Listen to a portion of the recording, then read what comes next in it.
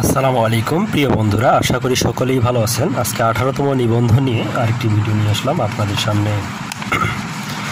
18তম নিবন্ধন পরীক্ষা ইতিমধ্যে শেষ হয়ে গেছে এবং এটার প্রিলিমিনারি পরীক্ষার রেজাল্ট অর্থাৎ প্রিলি পরীক্ষার যে রেজাল্ট এটা পাবলিশড হওয়ার ডেট হচ্ছে আপনার 28শে এপ্রিল 2024 এবং এই পরীক্ষায় টোটাল পরীক্ষার্থী ছিল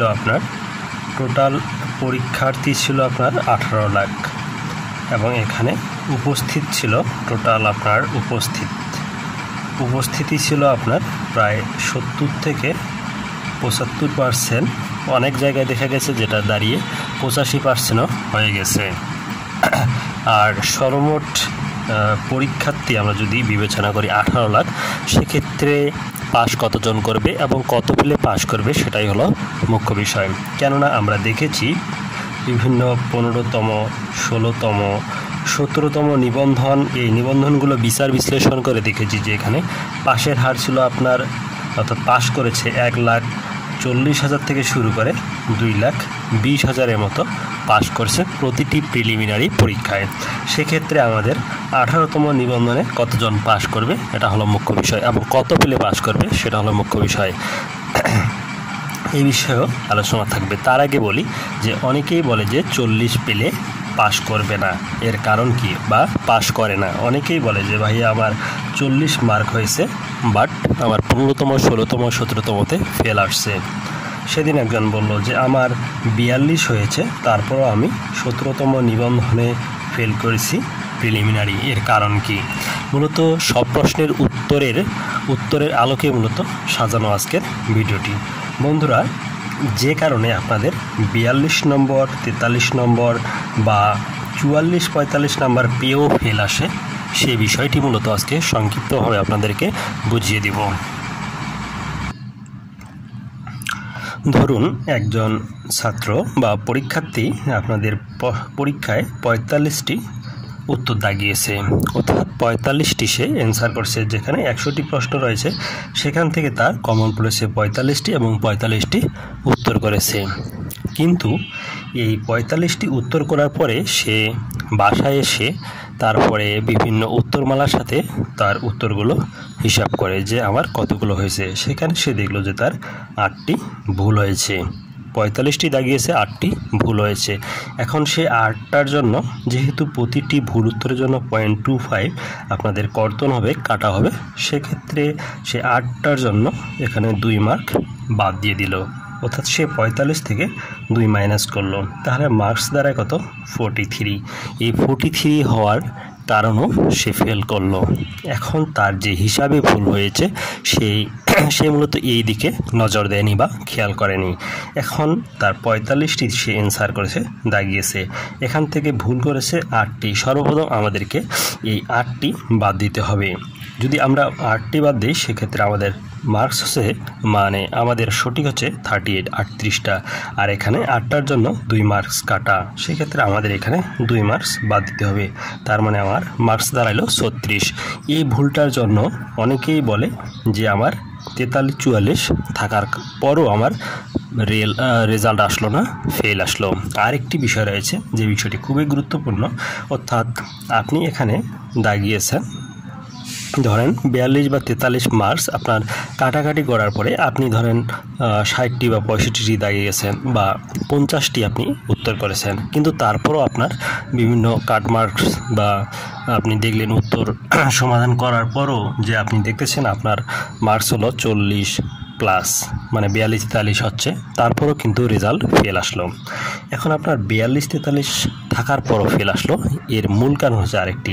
আপনি আসার পরে বিভিন্ন প্রকাশনী বা বিভিন্ন আপনার ফেসবুকের উত্তর যেগুলো দিয়ে দেয় পরীক্ষার পরপরই, সেই উত্তরগুলোর সাথে আপনি মিল করেই কিন্তু আপনি পেয়েছেন 42 বা 43।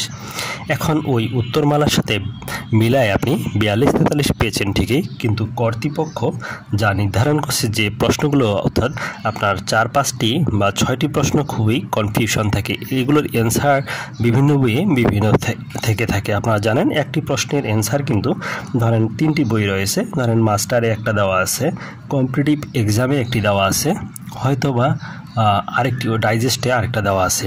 এখন এই প্রশ্নগুলোর উত্তর কিন্তু ফেসবুকে বা অন্যান্য প্রকাশনী যেটা বইয়ে রেখেছে বা সঠিক অ্যান্সার করে দিয়েছে সেটাই কিন্তু তারা ওই বইয়ে ফেসবুকে বা অন্য কোথাও আপনার সেই প্রশ্নটি সলভ করে মূলত দিয়ে দেয়। আর আপনার সেই সলভ করা প্রশ্ন থেকে মূলত আপনার প্রশ্নটি সমাধান করে আপনারা 42 বা 43 নম্বর পাওয়ার পরে আপনারা ধরে নেন যে আপনি অলরেডি পাস হয়ে যাবেন, কেননা 40 নম্বর পেলেই পাস। কিন্তু কর্তৃপক্ষ হয়তোবা সেটি নির্ধারণ করেনি, সে প্রশ্নের উত্তর সেটি নির্ধারণ করেনি। হয়তোবা একটি প্রকাশনী 1 নম্বর প্রশ্নের উত্তর ক এটা রাইট করেছে, 2 নম্বরে রাইট করেছে গ, 3 নম্বরে রাইট করেছে আপনার খ। এখন কর্তৃপক্ষ কিন্তু এই 3টা কনফিউশন প্রশ্নের উত্তর 1-এর খ, 2-এর আপনার খ, 3-এর ক এটা রাইট করেছে। এখন এই কর্তৃপক্ষের সঙ্গে কিন্তু প্রকাশনীর অ্যান্সার শিট মিলল না, কিন্তু আপনি কিন্তু এটা দেখেই মূলত আপনি হিসাব করে দেখেছেন আপনার 42-43 হয়, কিন্তু কর্তৃপক্ষ এগুলো বাদ দিয়েছে। সেক্ষেত্রে দেখা যাবে এগুলো বাদ দিয়েছে, সেক্ষেত্রে দেখা যাবে যে আপনার মার্কস কিন্তু 40-এর নিচে চলে আসবে, আপনি ফেল করবেন। আবার অনেকেই দেখবেন 38, 39 পেয়েও কিন্তু পাস করে। তার কারণ তারা এইগুলো দেখেই কিন্তু সলভ করে, তারা কিন্তু দাগিয়েছে সঠিক উত্তর করেছে এগুলো, কিন্তু এসে দেখেছে এগুলো অ্যান্সার, তখন তারা এগুলো করস হিসাবে ধরে নেয়, তখন তার মার্ক হয়ে যায় 38 বা 39, এরকম মার্কস থাকে। সে মনে করে ফেল করছে, কিন্তু কর্তৃপক্ষ কিন্তু এগুলো রাইট করেছে। পরে তখন দেখা যায় তার 38, 39 পেয়েও অর্থাৎ পেয়েছে এই হিসাবে, কিন্তু কর্তৃপক্ষের হিসাব না, এই বিভিন্ন প্রকাশনের হিসাবে, এই হিসাবে তারা 38, 39 পেয়েও কিন্তু তখন দেখা যায় তারা পাস করেছে। মূল বিষয় হলো এটি। 2 নম্বর এই বিষয় হলো দুটো, একটা হচ্ছে আপনার এই হিসাবটা অর্থাৎ মাইনাস নম্বর বা হিসাবের ভুল, আর 2 নম্বরে হচ্ছে আপনার এই বিভিন্ন প্রকাশনের বিভিন্ন উত্তরমালা।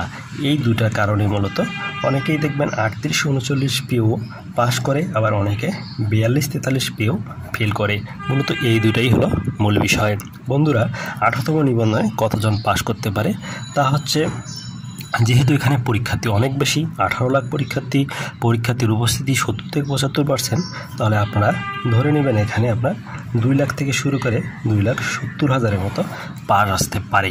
যদিও এখানে আপনার কাটমার্ক হলো 40। অনেকেই বলেন ভাইয়া 40 যদি কাটমার্ক হয়, যদি 17 লাখ পাই, 17 লাখেই পাস, হ্যাঁ 17 লাখই পাস হবে, কিন্তু দিন শেষে দেখা যাবে এর থেকে বেশি কিন্তু পাস করবে না।